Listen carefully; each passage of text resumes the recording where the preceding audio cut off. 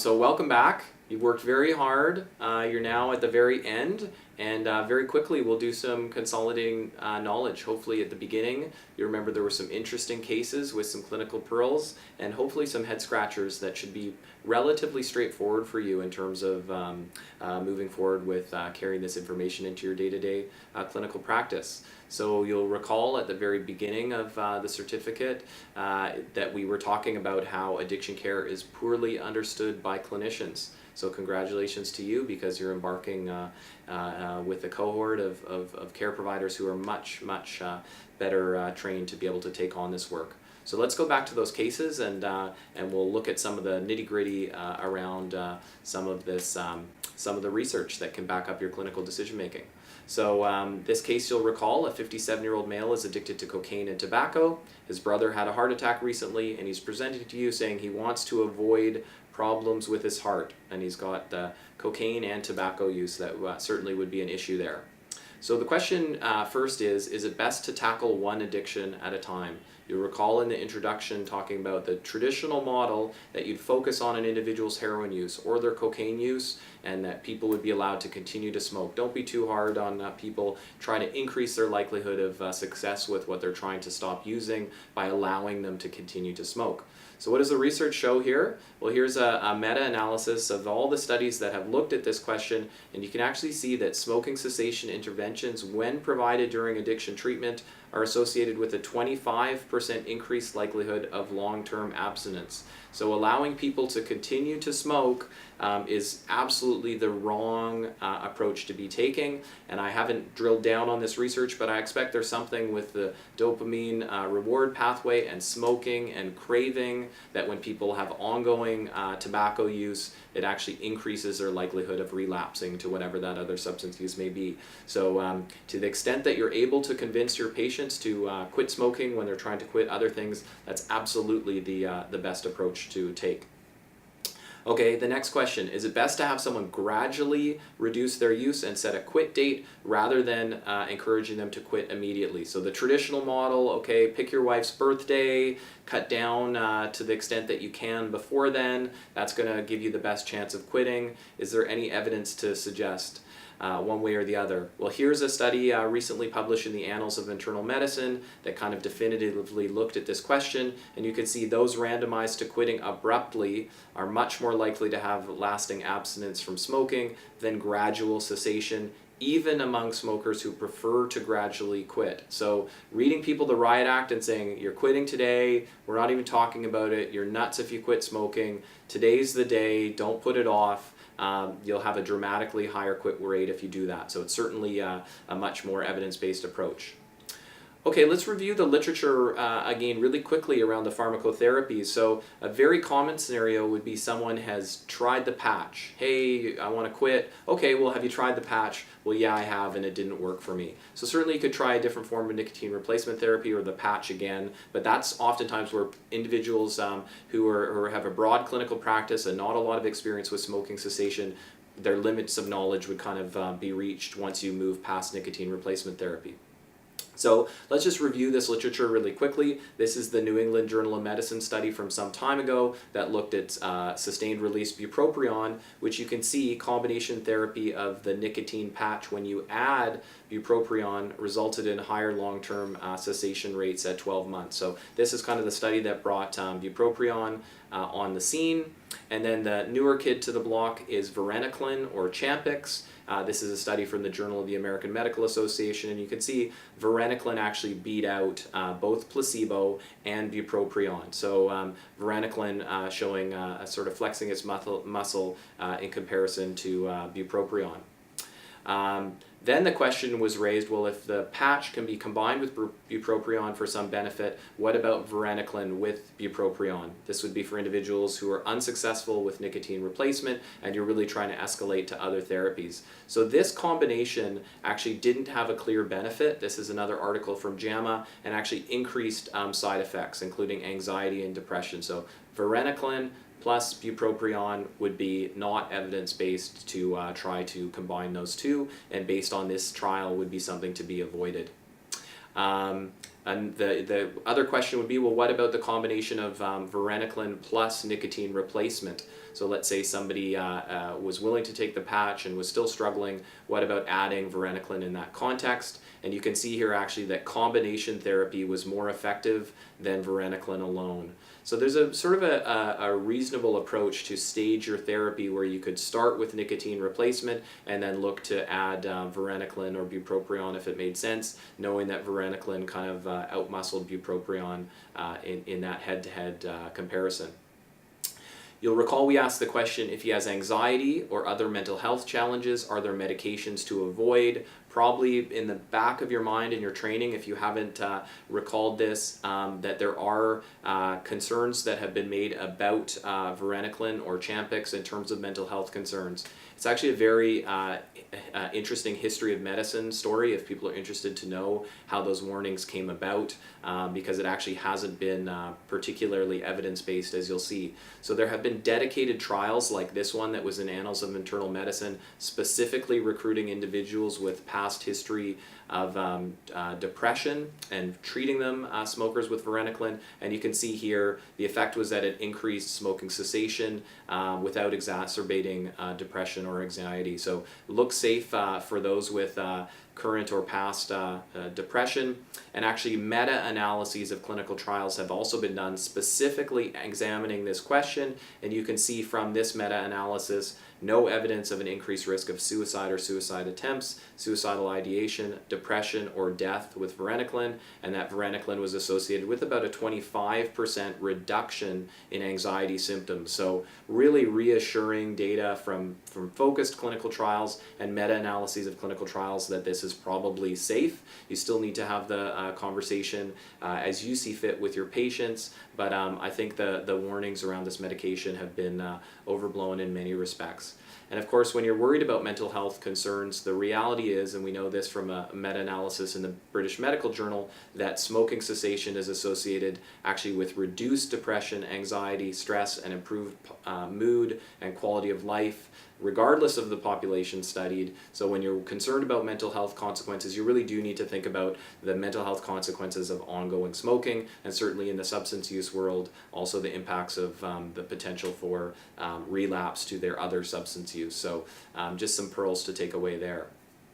This individual is now asking you your advice about e-cigarettes. I think the question of ongoing nicotine use of any form and the relapse context is probably relevant, though there may be social factors involved in that too, going to places where people smoke and then being sort of more of a social risk rather than a biological risk of relapse. But what does the science say around e-cigarettes? This is evolving quite quickly, but there was this nice study in the Annals of Internal Medicine looking at nicotine and carcinogen exposure, and you can see here that long-term nicotine replacement only and e-cigarette only use is associated with substantially reduced levels of measured carcinogens and toxins relative to smoking only combustible cigarettes. So similar to the nicotine patch, e-cigarettes certainly look to be safer, and I would have a caution there about additives to e-cigarettes like flavorings and other things that may cause risks that we don't know about, but certainly in comparison to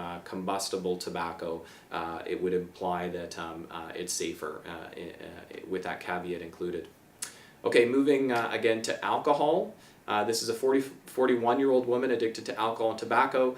Good insight and wants to quit. So let's ask ourselves some questions here. Are there effective treatments for alcohol addiction? I really hope you've taken away from your learning so far that there are, and they're underutilized. Acamprosate, here's a meta-analysis, and just to show you the forest plot with the zero line in this, you can see there's some that cross zero, so it wouldn't be statistically significant, but the vast majority of studies really clearly showing a very strong signal of benefit in the alcohol addiction context. There's similar meta-analyses for naltrexone and similar forest plots that clearly show that benefit. And the most recent meta-analysis that was published in the Journal of the American Medical Association examining both of these medications, you can see what that concluded. Both acamprosate and oral naltrexone were significantly associated with a reduction in alcohol use, with the number needed to treat on the order of 10 to 12. And I don't want to get too into clinical epidemiology, but a number needed to treat of 10 to 12 is excellent.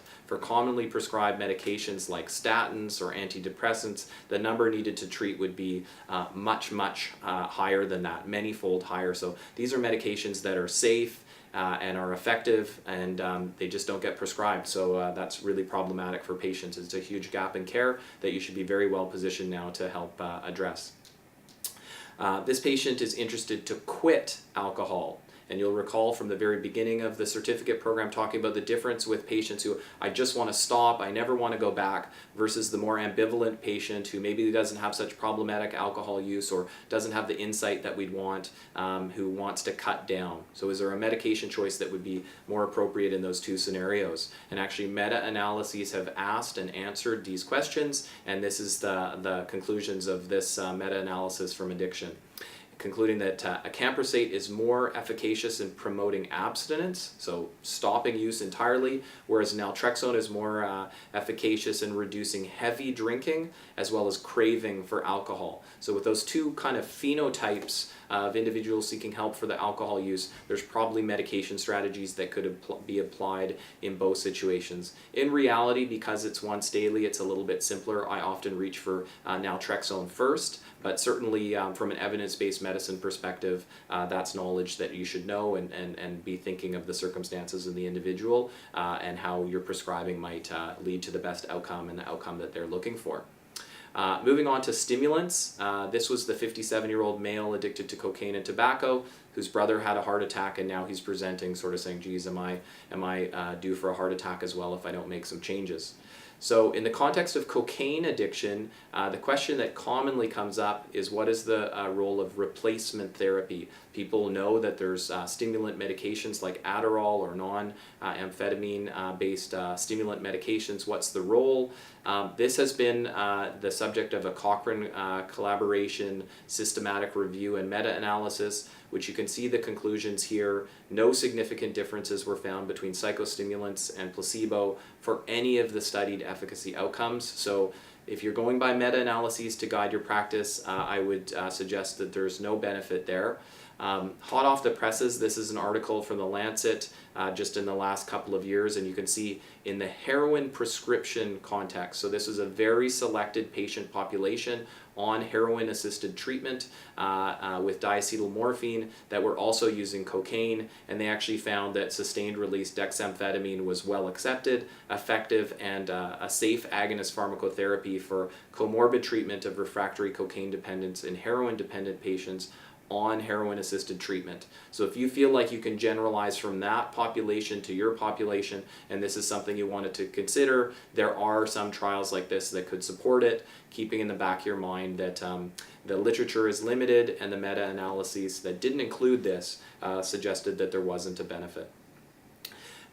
With so few treatment options available, are there things to avoid? And I would say there are things to avoid in the addiction treatment context broadly, but certainly there are in the cocaine addiction treatment context as well. So here's a very common scenario where an individual is using a lot of cocaine and they're having the side effects of that in terms of psychotic symptoms. So they're showing up in an emergency department psychotic, or they're having presenting to their family doctor with some sort of paranoid symptoms. You're not able to help them with their cocaine addiction, so let's do something. But actually, if you look again at this Cochrane collaboration systematic review that looked at 14 trials, there was no evidence supporting the clinical use of antipsychotic medications in the treatment of cocaine dependence. So this would be something that really doesn't look like it provides a benefit. And actually, if you drill down on some of these studies, like this study here looking at olanzapine, the vertical axis here is abstinence, so cocaine negative urines. You can actually see that more patients were abstinent on placebo than those on olanzapine. And the conclusion of this study was that placebo-treated subjects were more likely to be abstinent from cocaine during the trial compared to olanzapine-treated subjects. So when you reach for your prescription pen, you need to understand that these are not benign interventions, not only from a side effect profile, but also from an effectiveness perspective. And here, I wouldn't say the jury's out. I would say the weight of evidence is that there's no benefit and potential of harm. Okay, moving on to the subject of withdrawal management. A 31-year-old woman is admitted to her local detox for withdrawal management. highly motivated to stop using alcohol. And the question would be, was it necessary that she was admitted to a detox? And I think another scenario that primary care physicians commonly face is, okay, this person's trying to stop alcohol, what should I do? Should I send them to the emergency department? Can I manage them as an outpatient? So there actually has been a whole lot of research done, and this is one of the studies looking at the PAUSE scale, the Prediction of Alcohol Withdrawal Severity scale. It's a very simple and easy to administer scale where questions can be asked to try to define their risk. We've actually at the BC Centre on Substance Use gone through an intensive exercise to systematically review all of this literature and do an intensive quality assessment exercise. And actually the PAUSE studies are really high quality studies. And if you actually look at sort of the likelihood ratios that you can calculate based on pretest probabilities and the sensitivity and specificity of the PAUSE, if you have a score of 4 or more with the PAUSE, you can see the likelihood ratio of 174, just a huge likelihood ratio. Usually a likelihood ratio of about 10 is meaningful, so 174. If you had a pretest probability of about 10% applied to that likelihood ratio, this individual should absolutely be going to a detox or a emergency room. Whereas if an individual has less than 4 signs or symptoms on the PAUSE, their likelihood of withdrawal, even if you thought they had a high risk and a high pretest probability, is probably very low. There's an excellent negative likelihood ratio there now. So for people that are wanting a quick reference tool, the PAUSE is one that really should be defining who's getting inpatient withdrawal management or not. What if my patient wants off of opioid agonist therapy? How should this be withdrawn? We talked about this at the beginning of the certificate program, such a common clinical scenario where people want to come off of opioid agonist therapy and not really knowing what to do. We certainly know that rapid tapers are associated with almost a universal likelihood of relapse and risk of fatal overdose, frankly, because of the reduced tolerance to opioids that can occur in that context. So what do we know about withdrawing people off of opioids? This is a really nice study done that was published in Addiction using British Columbia data, looking just at methadone. So we would have to generalize this if we were willing to tapering people off of buprenorphine naloxone. But you can see that the odds of a successful taper are about 4 times greater if the taper takes place over 3 to 12 months in comparison to less than 3 months. And the actual rates of successful taper, and this is everyone in British Columbia on methadone that was included on this data set, the likelihood of a successful taper was overall low, and the rapid tapers were almost universally unsuccessful. So there are instances where people are successful, but when you look at the population level rates, the rates are very, very low if it's not done slowly. So certainly factor that into your planning for individuals coming off of opioid agonist therapy. Moving on to more conversation about opioid addiction, a 47-year-old male is seeking treatment for heroin/fentanyl addiction. He reports 3 prior non-fatal overdoses requiring Narcan. So we're taking a little bit of a diversion to highlight some of the evidence around opioids in the chronic pain context.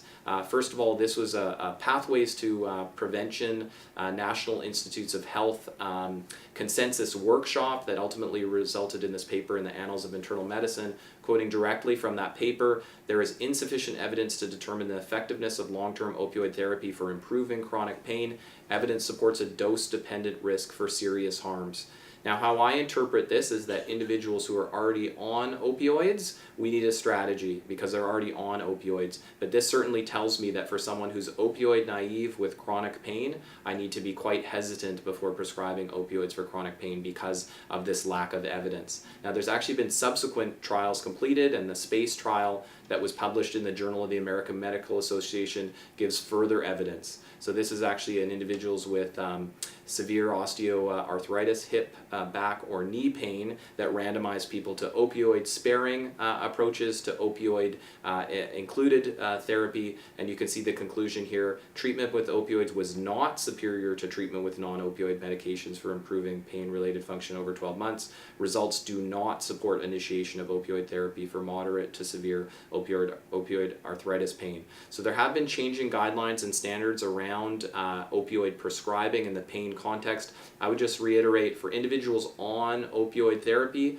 a strategy needs to be employed that's different for individuals who have never been on opioids. And my strategy for individuals who have never been on opioids to be very cautious about prescribing opioids in the pain context. From studies like this, a SPACE trial, there'd be no benefit over non-opioid therapy, and obviously the risk of harms being so substantial. I think part of getting out of the opioid epidemic is going to require much safer prescribing for opioid-naive individuals.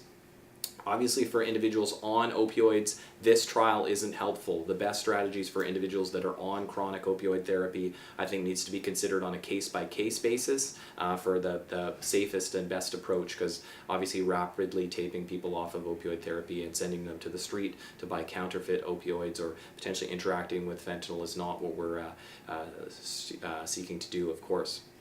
If buprenorphine naloxone is first line, and hopefully you've taken that away from the diploma or your other work, or I should say certificate program now, when might you reach for methadone or slow-release oral morphine as a treatment instead of buprenorphine naloxone? So what I'm referring to is the guidelines for the treatment of opioid addiction that we have in British Columbia.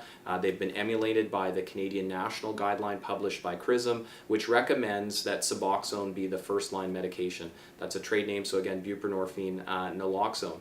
So the reason for that buprenorphine naloxone being first line is it's just many-fold safer. You can see here it's almost difficult to see the histogram for deaths reported to poison control centers on buprenorphine. It is exceedingly rare. You can see the numbers here, 2 to 3, or in many years 0 buprenorphine attributable deaths, whereas methadone deaths, there's a substantial number.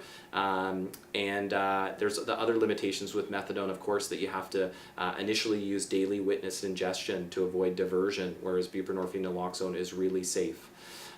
These questions have been looked at, and I'll share that the Cochrane Collaboration Review concluded that at low fixed doses, buprenorphine retains fewer people than methadone. And a lot of times that's interpreted to mean, well, buprenorphine retains fewer people. But in the reality is if you dose it adequately, buprenorphine has probably very similar retention. So to answer the question, when would I go with methadone first line, I think it would have to be on patient preference. And if an individual was, hey, I don't mind going to the pharmacy every day, that's fine. I live near a pharmacy, that's not a problem for me. I prefer to go with something where I don't have to go into withdrawal in terms of the induction, then patient preference should rule the day. But they should know that being on methadone is less safe, it has a worse side effect profile, and for a lot of patients going to the pharmacy every day, people talk about the liquid handcuffs and the challenges with that. Certainly for my patients, I would be encouraging them to use buprenorphine naloxone first line. What does this patient's history of non-fatal overdose tell you about their subsequent risk of fatal overdose?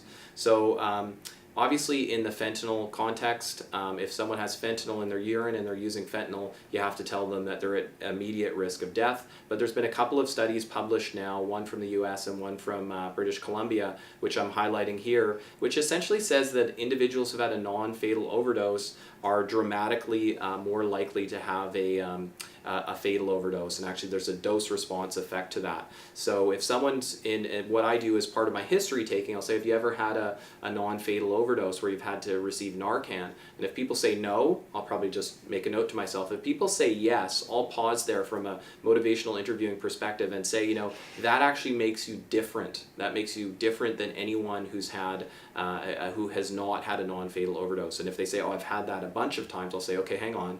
You need to know that the science would say that means you're much higher risk of a fatal overdose. We really have to work with you because not only do you have fentanyl in your urine potentially, but that you've had these non-fatal overdoses, you're extremely high risk for a subsequent fatal overdose, and really try and use that as a motivational interviewing tool if it's helpful to you. Okay, concurrent disorders. Moving on to the next case. A 25-year-old woman presents to clinic with a history of severe anxiety and cocaine addiction, ambivalent about her cocaine use. She's kind of only using it on the weekends, maybe here and there during the week, but wants help for the panic attacks that she's experiencing and really uncomfortable. So oftentimes in this context, people would reach for a benzodiazepine. Very commonly in the alcohol addiction context where anxiety can be part of the withdrawal syndrome, people end up on chronic benzodiazepines as well. So what role would this play in anxiety among substance users in general?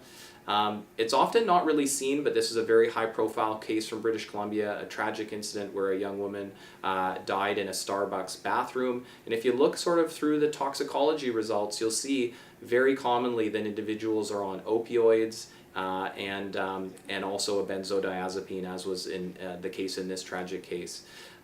We actually have populational data from British Columbia, and here's an example that actually showed that in this study, benzodiazepine use was more strongly associated with mortality than any other substance used by the population. This is the pre-fentanyl era, but worse risk with benzodiazepines than crack cocaine or heroin. So certainly benzos are certainly by the literature a real no-no in this context, and something to really aim to avoid. What is the role of substance use care among those with mental illness? And as I alluded to, chronic pain, medical illnesses, and mental illnesses are so commonly comorbid in this context. Something that I think has often been overlooked, and we do need comprehensive care and interdisciplinary teams that really do come at these challenges quite jointly. But I have been told that in British Columbia, the median number of medications that individuals on opioid agonist therapy are on is about 8 other medications. Now, if they're on a medication for, let's say, their HIV infection, that would certainly be evidence-based, but we could very commonly see something for sleep, for mood, for anxiety, and all these other things piled on, with patients sort of questioning whether they have much benefit. And certainly in my experience, when I see these patients in consultation, the vast majority of the time these medications are piling up on their dresser at home and they don't actually take them. So what does the data show? This is a nice study from the UK that essentially showed that there was improvement in psychiatric symptoms positively related to treatment retention, with some and concluding that some symptoms are associated with drug misuse and show rapid remission after substance misuse treatment. And I think we all know that there's this constellation of mental health conditions like sleep challenges, like mood challenges, anxiety, that go along with substance use, that we don't really have pills that can easily fix those types of things, and we really need to try and do our best with providing good evidence-based treatment. This is just some of the data to just reinforce really dramatic improvements, whether it be methadone or residential treatment for individuals that are retained. These symptoms that are so common that end up with a lot of polypharmacy and other challenges, if you can really help people with their substance use, which is not always easy, and I'll acknowledge that, but when we can really provide good evidence-based care and potentially use motivational interviewing techniques to say, hey, you know, you're complaining about your sleep, but you're not really connecting that with your alcohol use or your cocaine use. Let me tell you how much those things are really going to improve if we can work on your alcohol use, for instance. So really important evidence to have at your fingertips. Okay, last case is the question of recovery from addiction. So here's this 47-year-old man. He's got severe alcohol use disorder, and he's there in your clinic with his wife.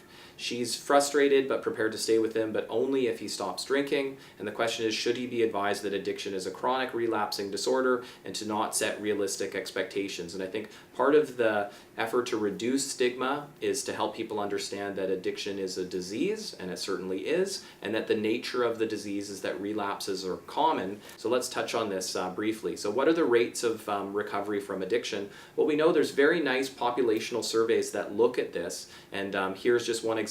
This is a report from Addiction that looked at actually different types of substance use, so cannabis, alcohol, cocaine. What are the rates of actually going into long-term remission among individuals who had a substance use disorder with one of these substances? And you can see that the conclusion from this article was that the lifetime cumulative probability estimates of dependence remission were greater than 80% for all substances. So in the fentanyl era, in the era of other severe substance use disorder like alcohol use disorder, we know that for some people it will be a fatal illness, and most commonly under circumstances where they don't get treatment. But the reality is that most people that survive with their substance use disorder will go into long-term recovery or remission. That's just the scientific reality, and we really need to know that when we're counseling our patients, when we're trying to help individuals develop a substance use system of care. We need the full continuum from harm reduction when people in their acute use, acute treatment, and services and supports that are consistent with supporting people in their recovery. Here's just another paper that I think highlights the rates of recovery being very high, but also the role of treatment. In this study that was focused on individuals with alcohol use disorder, 60% met the criteria for 5-year remission, and among the predictors of remission was having received formal alcohol treatment. So we know that recovery is the norm, and we know that treatment can really have a huge impact on that, and that's obviously this system of care that needs to be developed. So you've made it to the end of the certificate program. Congratulations. It's a great accomplishment. You've put so much into this. I'll remind you that there is this burgeoning interest in addiction care, and this new discipline that's emerging that's aimed at filling this gap between what we should be doing and what we are doing, and you'll be in the forefront of people that are providing more evidence-based care. So congratulations for what you're doing. You'll now be able to print off your certificate, and also, if you follow the instructions, get your CPD credits for having completed the certificate course. So thanks so much, and congratulations. You're joining a community of physicians that are providing care in this so important area, and thanks for taking the time to do the certificate.